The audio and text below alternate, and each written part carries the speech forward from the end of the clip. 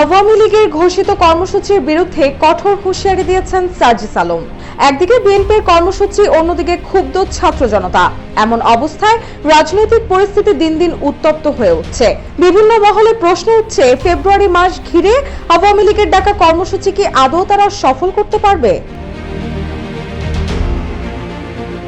আওয়ামী লীগের ডাকা কর্মসূচি নিয়ে প্রতিবাদ জানিয়ে সার্জিস বলেন, মুক্তিযুদ্ধের সময় যেভাবে পাকিস্তানি হানাদার বাহিনী আমাদের ভাই বোনদের হত্যা করেছিল, সেভাবেই আওয়ামী লীগ, ছাত্রলীগ, যুবলীগ 24-এর আন্দোলনের সময় হানাদার বাহিনীতে পরিণত হয়েছিল।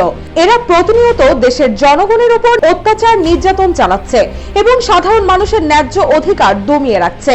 এই চক্রের বিরুদ্ধে রুখে দাঁড়ানো এখন সময়ের দাবি।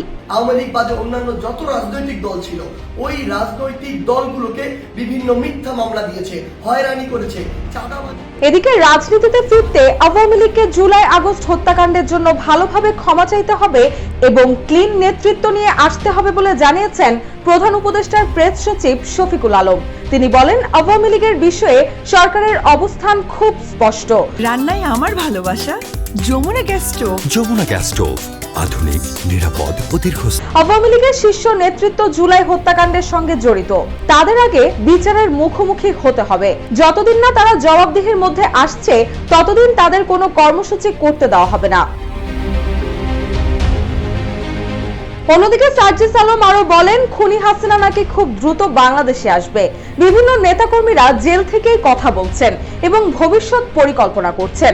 আমরা স্পষ্ট করে বলছি, জেল থেকে যাদের মাধ্যমে এই কথাগুলো বাইরে আসছে, তারা ওই হায়নাদারের অংশ এবং তাদের ইচ্ছা অনুযায়ী খুনি হাসিনা বাংলাদেশে আসবেন। তবে তিনি বিচারের কাঠগড়ায় দাঁড়াবেন।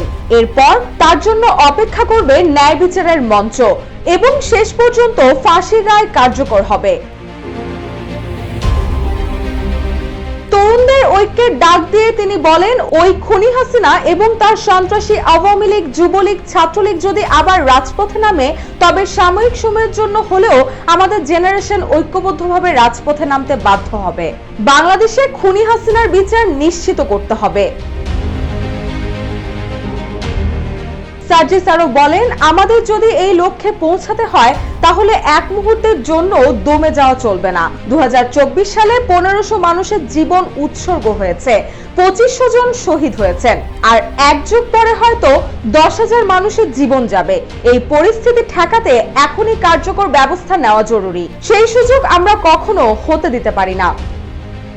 রুশা সুর, জয় জয় দিন।